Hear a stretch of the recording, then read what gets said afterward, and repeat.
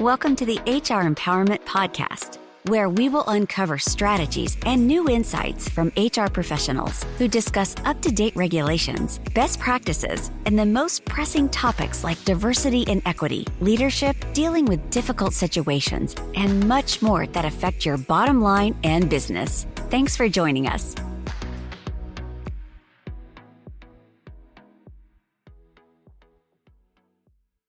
Hey, everybody, welcome back. It's Wendy Sellers here, the HR lady. We're here today with an awesome guest. We are going to be talking about creating a culture of high performance by leveraging the science of bravery.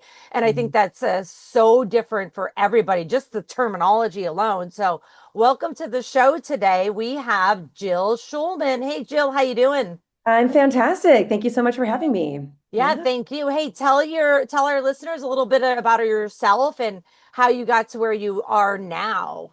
Yeah, would love to. I started my career as a United States Marine. So I started by serving our country.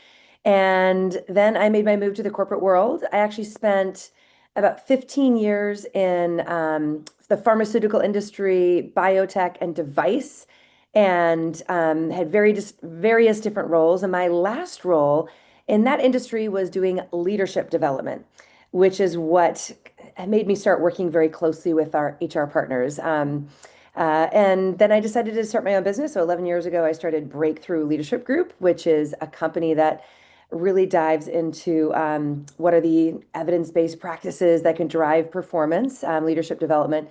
And then I went back to school a couple of years ago to study the science of positive psychology. My master's is in positive psychology, which is really the science of happiness and well-being, because I was really interested in like, what are the things that make our employees the happiest at work? Because that drives results. People bring me in because they're trying to drive results and there's leadership problems or culture problems.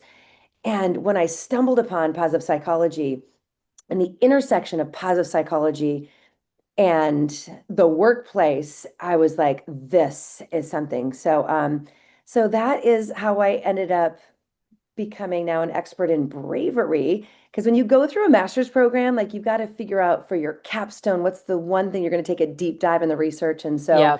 one of the things I found that kind of ties it all together is many times there are fears that we all have at work and in life that hold us back from doing what we want to do or we should do or hold us back from achieving our goals.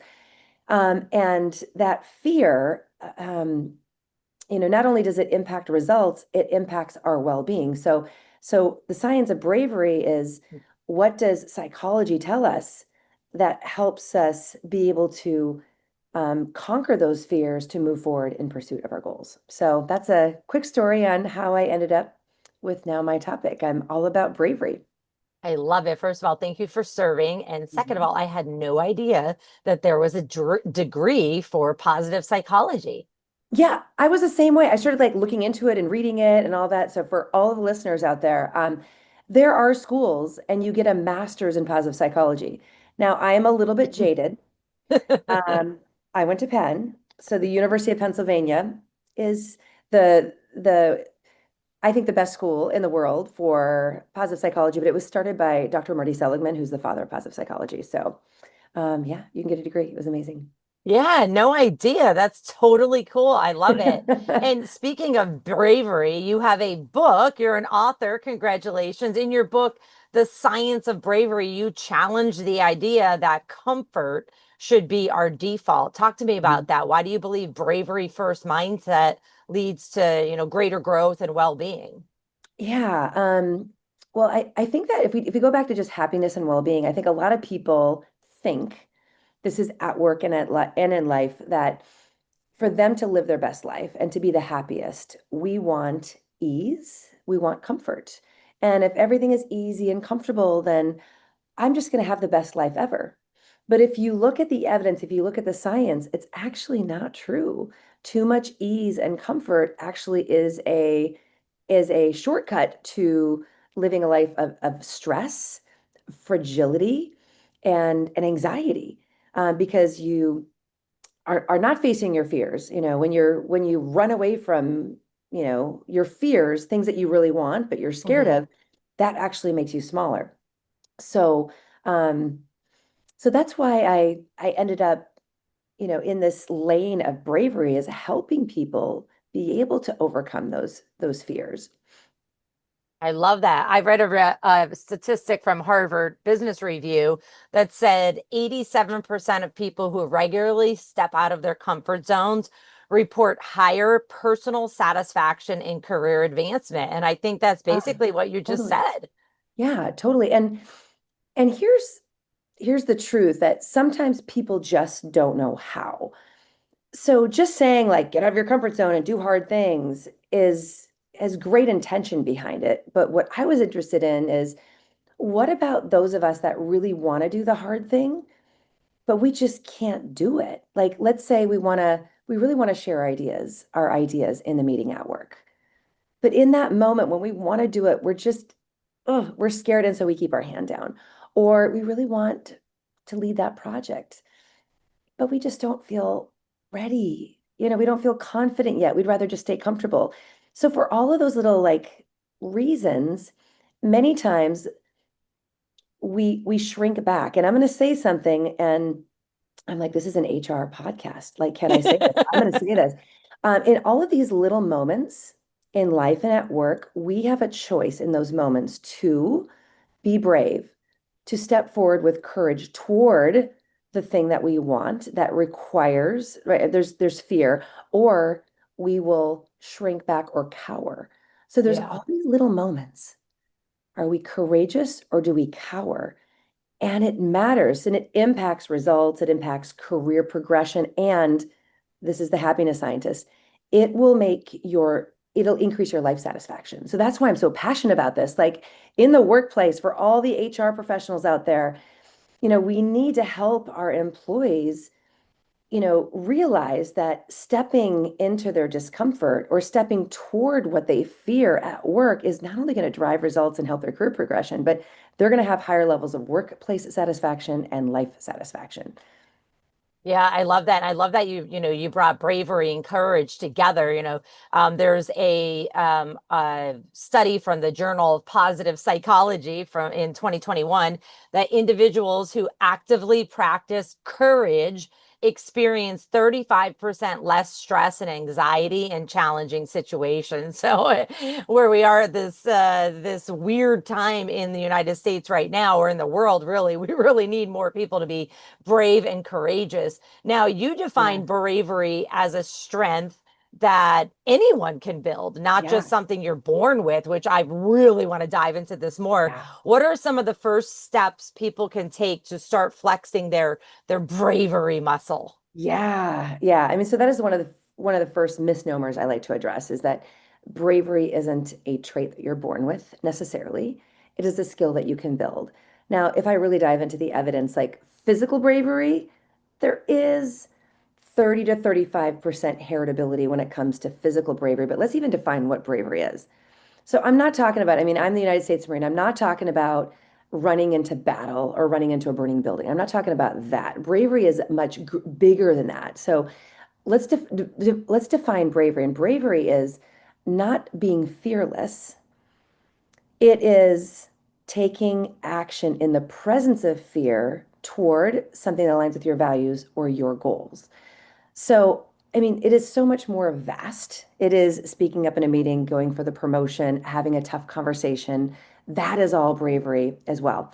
So I just want to start off by defining bravery. And so it is a muscle that we can build. We know based on neurology, when we do something that we are scared of or we're uncomfortable doing and we do it anyway, our brain takes says, whoa, whoa, whoa, whoa, this is making me very uncomfortable. It's like doing a little mini breakout in the brain. It's actually specifically the ACC and the prefrontal cortex that get the workout. And the more that we lean into and do things that are uncomfortable or move toward things that scare us, it builds that bravery muscle, which obviously the brain is not a muscle, but we have new neural pathways. The prefrontal cortex actually has, cortical thickening, and then so it gets easier over time. So that's why I say it's a muscle. So how can we do it?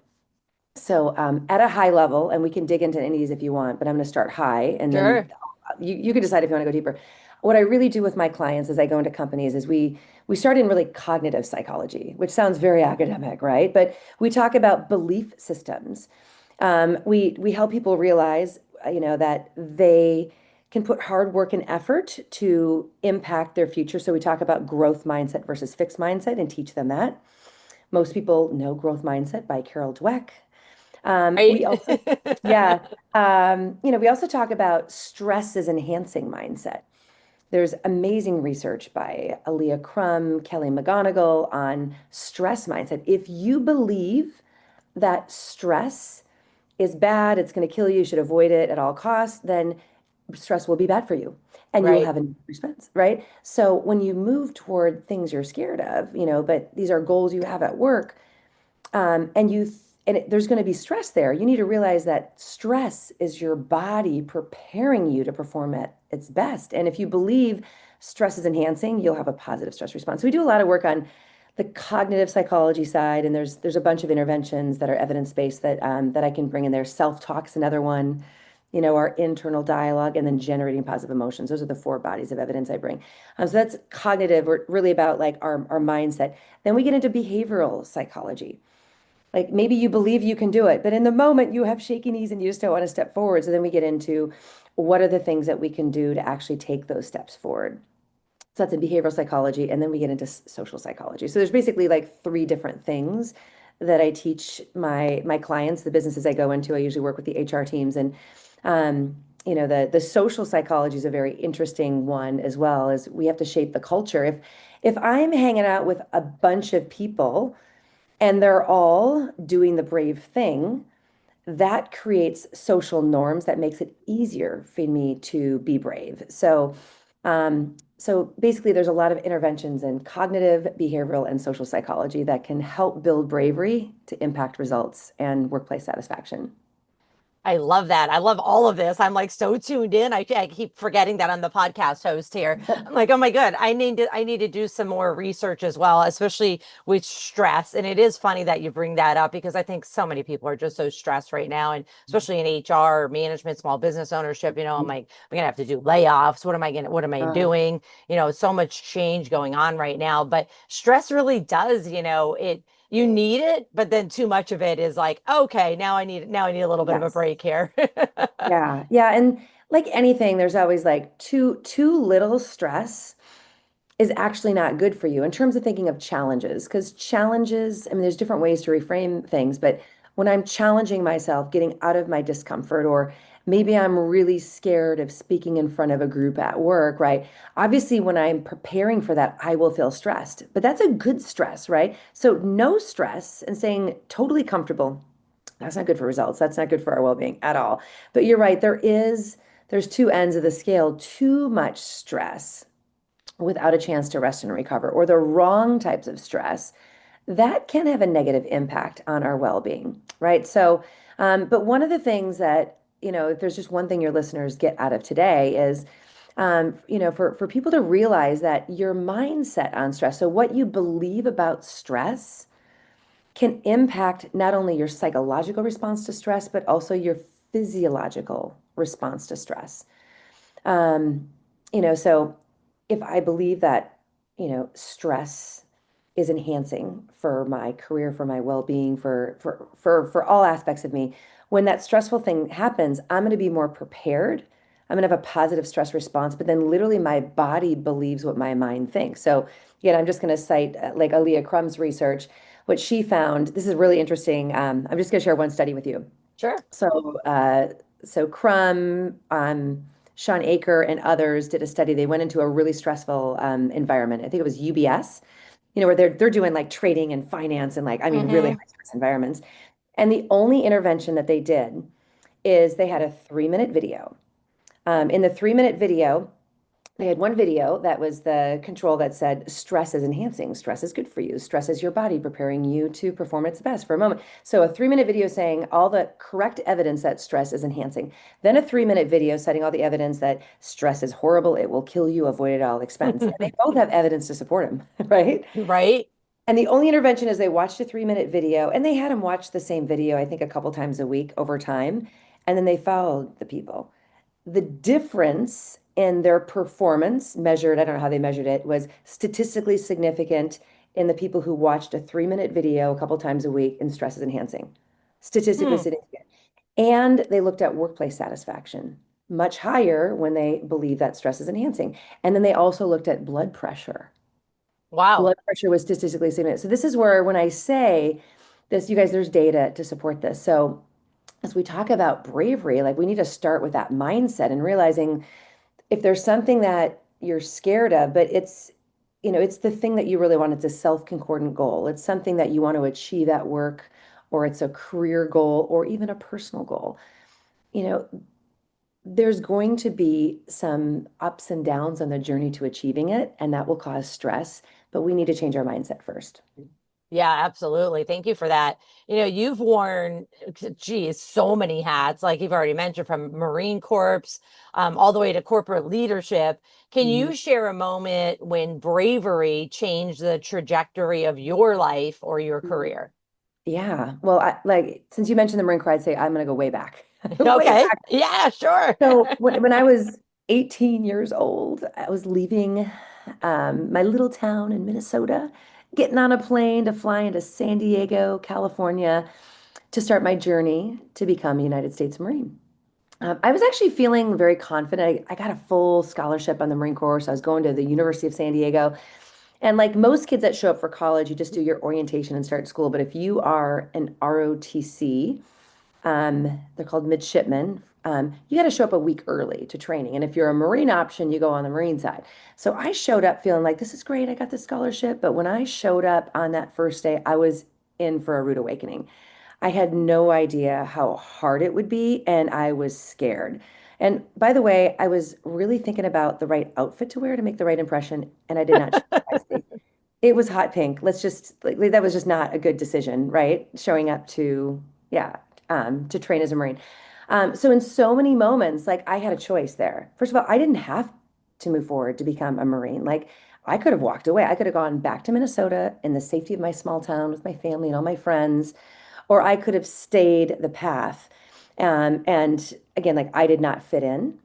Um, I didn't look like all the other Marines. I certainly didn't run as fast as them up and down the hills, which made me feel like I'm not good enough, I'm not worthy, right?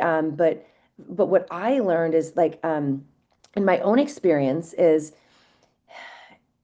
when you face those fears or you feel really uncomfortable, you've got that choice to be courageous and move forward into discomfort or again cower, right? And I decided to keep moving forward, keep moving forward. Now I was motivated because they were paying for my college too. That was a really good, Right. motivator.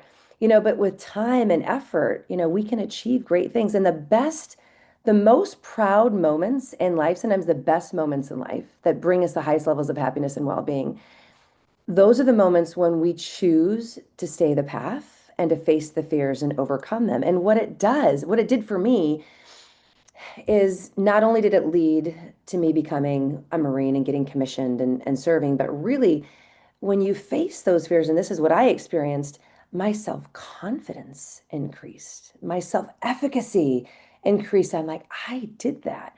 And it wasn't the whole journey, it was all the little moments like, oh, I was able to do this. I was able to do this. So I realized it was a muscle I built over time. It didn't happen overnight. I didn't just show up and then like I charged a hill. Like it was each day I kept putting myself, I made myself uncomfortable and kept moving toward it. And then I built that bravery muscle over time.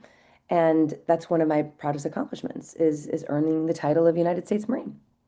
Well, thank you again for serving. I was reading a statistic prepping for this podcast from LinkedIn Career Insights that said 63% of people say a single brave decision significantly altered their career or their personal life. And so, I Mhm. mean, Ah, I want our listeners to really think about that, like where you're at right now. And you might need to make a brave decision right now that you may think, well, it's not really brave, but when you look back at it in 10 years from now, it definitely will be. Me, for example, I don't even know if I've ever even shared this with our listeners, is, I live in Florida. I grew up in Pennsylvania. When you said University of Penn before, I was like, oh, okay, I know that. And I threw a dart on a map. I said, I got to get out of here. I've got to start a different life. And I threw a dart on a map. I kind of was aiming for the East Coast. I'm not going to lie. And it ended up in Florida, in Orlando. And I picked up and moved, and I didn't know a single soul. I Wow. didn't have a job, nothing. And, I Mhm. definitely didn't end up in a good job in the beginning, but it changed my life of just saying, you know what, you Wow. got this, girl. You can make decisions and you could go for it. Now, I kind of would look back and say maybe you should have made a little bit different decisions. You wouldn't still be paying off student loans for the rest of your life, but but it was I a get brave it. decision at that point in time. So Yeah. thank you Well, again so much for talking about that. and you say you made that decision. So sometimes, like, I have made some bold moves, some brave decisions, and you sometimes go down a path and then you run into an obstacle or it's not as great as you think it would be. And then you make that adjustment. So I also want everyone to realize that you will anticipate there's going to be obstacles. Things are not going to be perfect. And that's one of the things that we talk about in behavioral psychology is when you're setting the goals for you, it's like, I'm going to move to Florida. You'd think that someone who's a positive psychology expert, that I would just say, just be optimistic. Everything's going to be great. One of the strategies to follow through on the goals that you set that are the brave goals is actually to anticipate adversity and challenges along the way. This comes from Gabrielle Oettingen's research, where she says, when you set a goal, think about what may go wrong, right? It's actually what we do in the military too. We plan a mission, right? You're planning a mission. We got to attack the hill. You come up with the best path to be able to move to Florida or attack the hill. Like, what am I going to do? And then you think about what may go wrong, what adversity may get in my way. And if you think about the things that might get in your way or the challenges or obstacles, and then you come up with some contingency plans, that actually makes you more resilient. So in the Right, workplace, I want everyone to be optimistic. We need to be optimistic to achieve our goals at work, but sometimes too much blind optimism, happyology actually makes us less resilient. So I'm the person in positive psychology. I go to the conferences and I'm always the one talking about bravery and anticipate obstacles, but it's actually part of all the research. So yeah, let's not over index on just positivity. Like, let's talk about what might get in our way and what are the challenges and what am I going to do when that happens? And that's going to increase our response to those challenges to make sure we overcome those challenges and achieve. And then there's one other thing you said, and I just wanted to tap into it because you said, you threw the dart, and it's like you said the effect on your life. So what I ended up naming the book about the science of bravery is the bravery effect, because that's what I'm the most excited about. And we need to do more in the workplace of teaching people how to be brave because the bravery effect, I mean, just imagine this for a moment. So you made a huge decision, like throw the dart, but just imagine someone at work that on a Monday, they want to share the idea. They want to raise their hand. They don't. They keep their hand down. Maybe toward the end of the week, there's a tough conversation they need to have, right? There's some conflict between a coworker. It's having a negative impact on results and the team culture. They need to have the difficult conversation. They want to have it, and they, in the moment, decide not to because it's uncomfortable. And then the next week, there's a promotion, and it would be the perfect stretch assignment. But they feel like, oh, imposter syndrome, or I'm just not ready for it. I just don't want to do it, and they don't post for it. And then just think of examples again and again and again. What is the impact um, of those decisions to stay small instead of go forward? Like, what is the right. effect of that on your career trajectory? Also, on even results when you decide not to do those things, or flip it the opposite. If we decide to do the brave thing, it's a lot of times the little moments. Right. It's not just the I'm gonna switch companies and move, across the country. It's bravery is in the little moments first, and it can have a profound impact on your impact at work and your career trajectory. And we're not teaching it. So I mean, when I go in, we're teaching these things to employees on how they can be brave, because it's just a concept, but there are ways that we can actually teach people how to build a bravery muscle.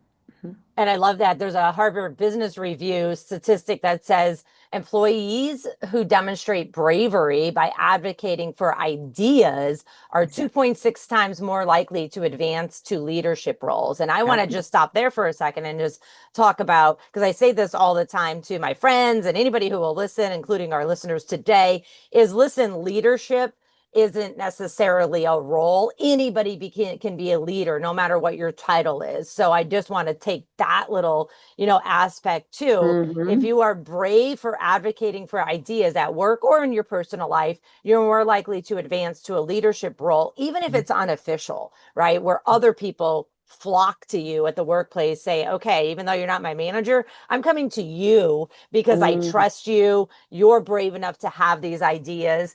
And, I'm so happy that people actually hire you to go into their companies Mhm. and say, let's make our folks a little bit more brave, because there are companies, and they're not good companies, that say, no, just stay in your lane and don't be brave, Yeah. right? Mhm. And they're the ones I think are going to be the ones that are going to fold, those Yeah. companies. What are your thoughts on that?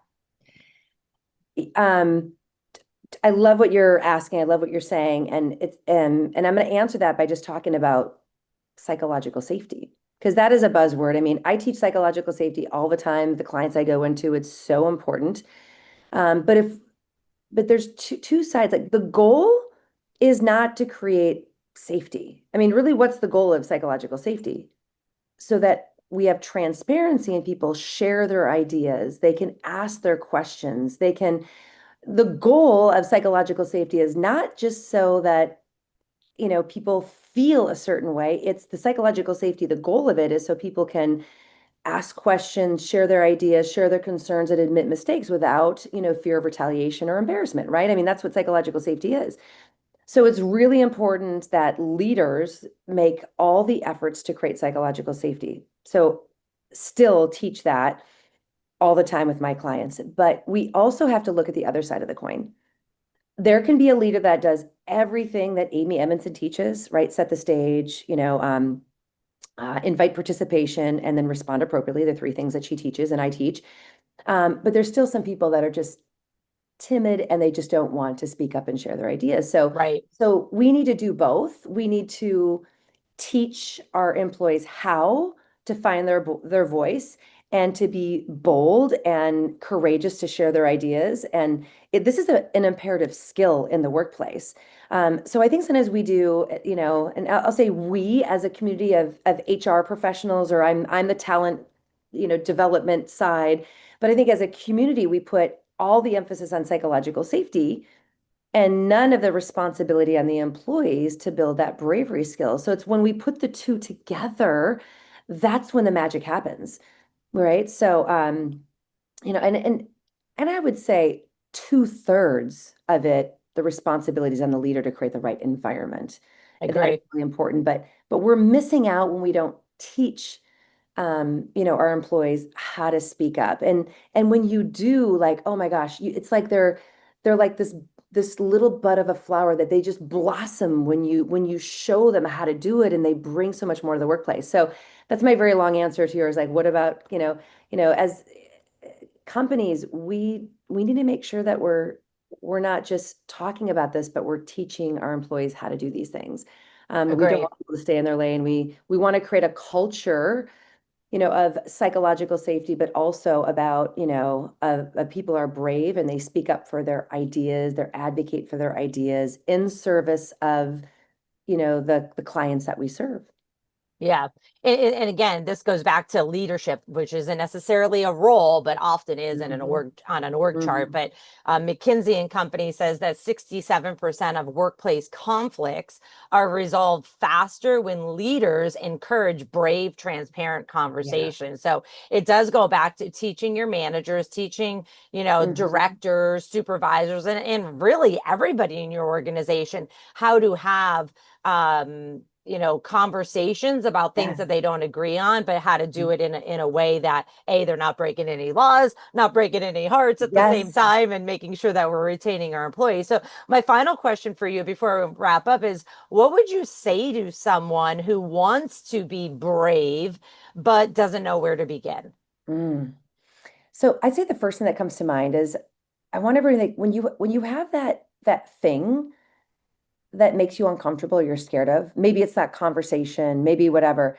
I want you to look at fear as not a sign of something to run away from. When there's that uncomfortable or that fear that you're experiencing at work, I want you to be curious. Usually that fear is telling you this is something important. You just, had the example of having the difficult conversation. Hmm. So when there's that uncomfortable or that fear, I want you to become curious. Usually it's something really important, and that should be a sign that you should walk toward it, or I say run toward it.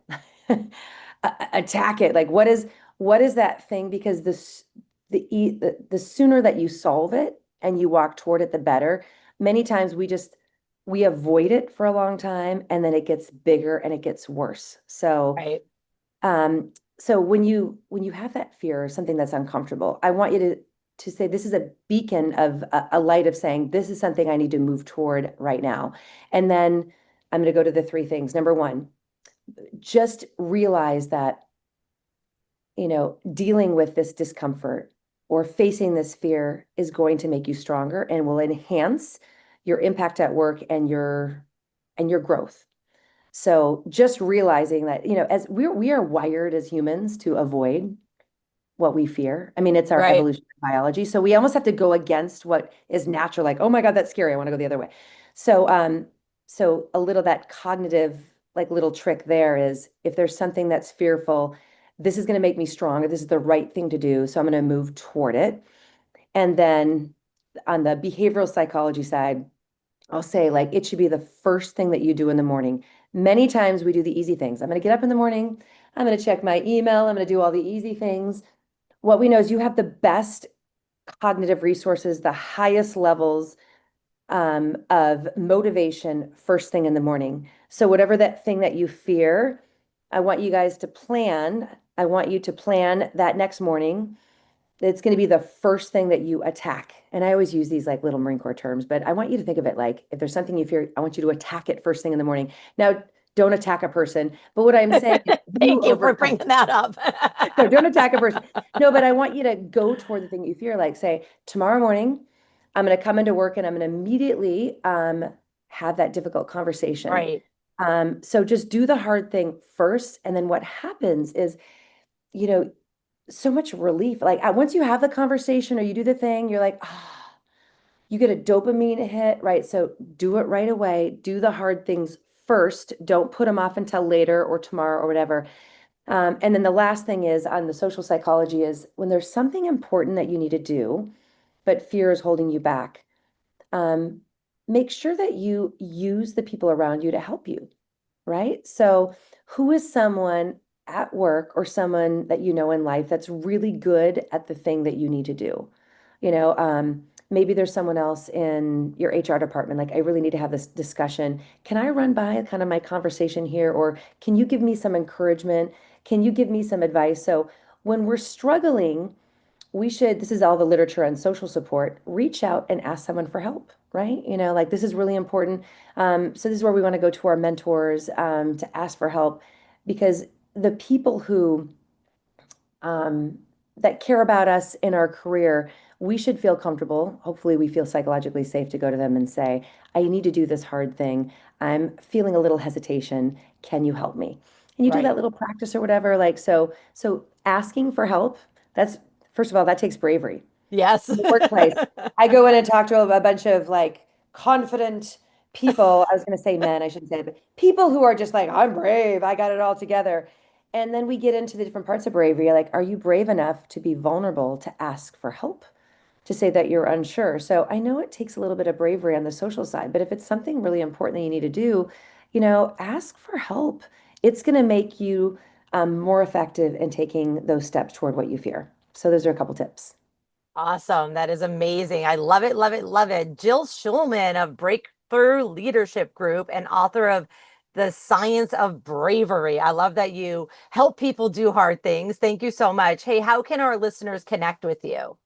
The best way to connect with me is either go directly to my website, which is jillschulman.com, Schulman. If you go to jillschulman.com, I just launched a bravery assessment, a free assessment, and then you get a free action guide. So go to my website, take the assessment, and you're going to know from mindset, behaviorally, and then socially, like what areas you're strong and what areas you can work on. And then you get a free, bravery action guide on what to do.